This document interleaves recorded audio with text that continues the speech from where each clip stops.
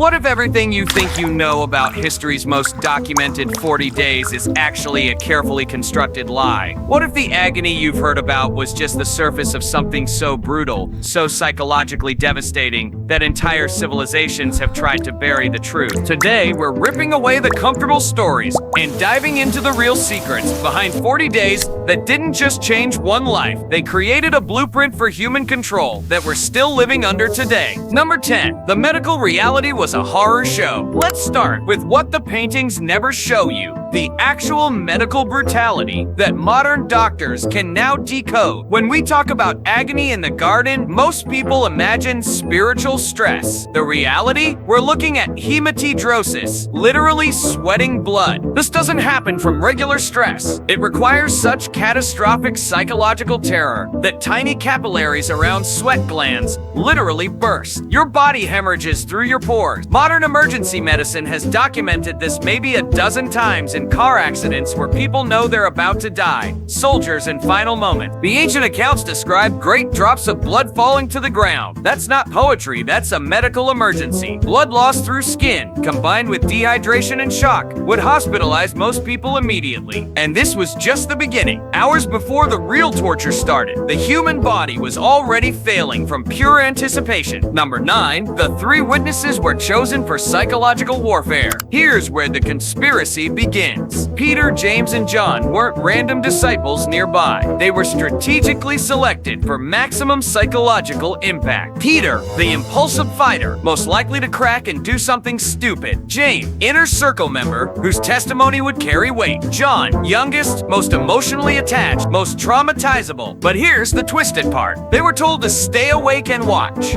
Not help, not comfort. Watch helplessly while someone they loved suffered. It's identical to modern interrogation technique, forcing witnesses to watch torture without intervention. And they failed, falling asleep during the crucial moment, creating perfect storms of guilt and unreliable testimony. Was this intentional? The psychological manipulation was too precise to be accidental. Number 8. The cup was code for sophisticated torture. Every Sunday school talks about praying for this cup to pass, treating it like a metaphor. They're lying. In 1st century Palestine, the cup was specific coded language everyone understood, and it was terrifying. The cup referred to Roman crucifixion protocol, but also a literal mixture of wine, gall, and other substances offered to victim, not mercy. Torture enhancement. The mixture kept you conscious longer, prevented passing out from pain, ensured maximum suffering duration. Roman executioners were artists of agony, with techniques to extend dying for days. But the real horror, historical records suggest the cup sometimes contained hallucinogen, substances causing terrifying visions during physical torture. Imagine being nailed to wood while experiencing the worst hallucination, unable to distinguish physical from psychological torment. When someone begged for this cup to pass, they weren't just avoiding death, they were begging to avoid mind-breaking torture. Number 7. The location was psychological manipulation. Gethsemane wasn't randomly chosen. It means oil press, where olives were crushed under enormous pressure to extract essence. The symbolism wasn't subtle, it was deliberate psychological warfare. Olive presses, operated by slowly, gradually increasing pressure, not crushing everything at once that wastes oil. Instead, steady, relentless pressure over time, slowly breaking down structure until everything inside was forced out. The psychological torture followed identical methodology, not sudden violence, but slow, crushing pressure designed to extract complete spiritual surrender. Archaeological evidence suggests this garden was used for public demonstrations of Roman power, where prisoners were softened up before trial. Number 6. The angel was an enabler, not a comforter. Religious art showed beautiful, comforting angel. The ancient text describes something more disturbing. The angel didn't appear to stop suffering or provide comfort. Instead, it came to strengthen him, not to ease agony, but ensure he could endure more. This follows a pattern throughout ancient literature. Divine intervention, not to end suffering, but to make sure victims survive enough to experience full horror, like cosmic torturer's assistant, preventing merciful unconsciousness consciousness. Ancient manuscripts describe this strengthening as physical, somehow altering body chemistry to prevent shock, prevent blackouts, prevent escape that severe trauma normally provides. Modern torture experts recognize this medical intervention to keep victims conscious during procedures that would cause blackout. The angel wasn't blessing, it was ensuring maximum agony without interruption. Number 5. The triple prayer followed interrogation techniques. The famous prayer repeated 3 times wasn't spiritual, it was systematic psychological destruction, following precise interrogation pattern. First request, denial. Subject asks for situation to change, hoping for escape. Second request, bargaining. Subject acknowledges situation but tries negotiating different term. Third request, accepted. Subject's will completely broken, submitting to whatever will be done. This is textbook psychological conditioning, disturbing in how precisely it matches modern resistance breaking techniques. Between each prayer, there was a check on witnesses, forced to see repeatedly that people claiming to care couldn't even stay awake during greatest need. Each time finding them sleeping was another layer of isolation, another reminder of complete abandonment. Number 4. The disciples were drugged. Here's a conspiracy that makes perfect sense. The 3 witnesses didn't just fall asleep randomly during their leader's crisis, they were chemically incapacitated. Think logically. These men had followed Jesus for years, seen him in crisis before, knew this was extreme danger.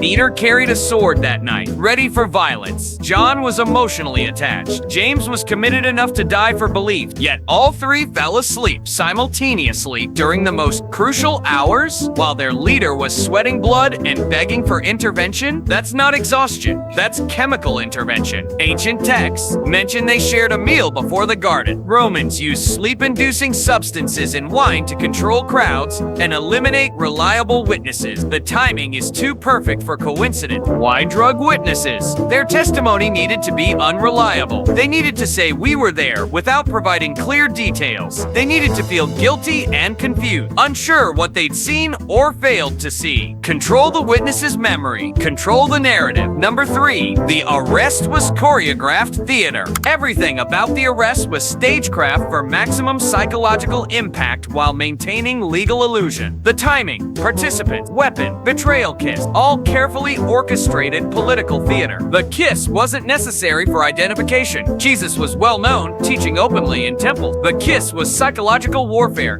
deliberately twisting intimate gesture into ultimate betrayal symbol, adding emotional devastation to physical capture. The arresting crowd was described as large and armed, but they were capturing a peaceful teacher with no bodyguards who wasn't resisting. The overwhelming force was intentionally excessive, designed to humiliate and terrorize, not just apprehend. Most disturbing, someone ensured Peter would be armed and attempt violence, giving legal justification for whatever brutality followed. The immediate healing of the severed ear eliminated evidence of justified resistance, making Peter's attack appear unprovoked. This wasn't law enforcement, it was sophisticated psychological operations. Number 2. The real agony was existential terror. The deepest horror wasn't physical torture or betrayal. It was something far more psychologically devastating. The possibility that everything believed about purpose, identity, and divine connection was delusion. Ancient texts describe complete spiritual isolation, absence of divine presence. Strip away religious language, and you're looking at complete existential breakdown. Terrifying possibility that the voice of God was actually mental illness. Imagine spending years believing you're on divine mission, having special connection to ultimate truth, that suffering serves cosmic plan. Now imagine facing the possibility it was all hallucination, that you're just delusional teacher about to die meaninglessly for beliefs no one will remember. Modern psychology recognizes this as one of the most severe psychological torture forms possible. Acycle pain in. Doubt about whether your existence has meaning, that's eternal torment. The real agony was metaphysical. Possibility of no divine plan, no ultimate purpose, no meaning to suffering. Just mentally ill man, dying brutally for delusions disappearing with him. Number 1. Those 40 days rewrote human consciousness. But here's the most shocking secret. Whether spiritual elements were real or not, the psychological impact created something entirely new in human consciousness. A template for finding meaning in meaningless suffering that reshaped civilization. Before this event, suffering was something to avoid, escape, overcome. The idea that suffering could be meaningful, even redemptive, was largely foreign. Those 40 days created new cognitive framework, allowing humans to find purpose in pain. This wasn't just religious development, it was evolutionary leap in human psychology. The ability to extract meaning from suffering, transform trauma into purpose,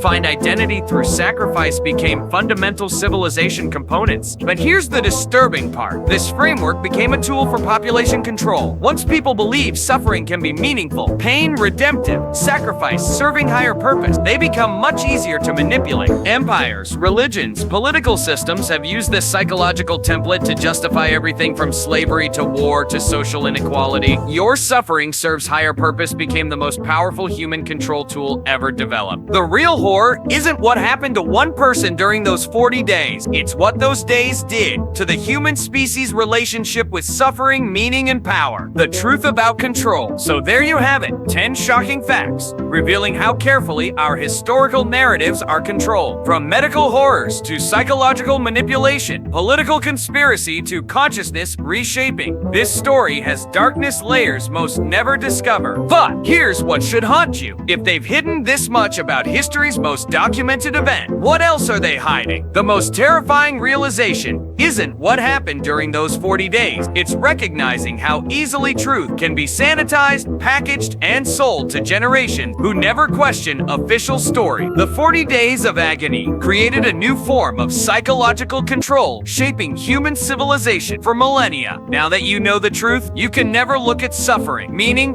or power the same way again.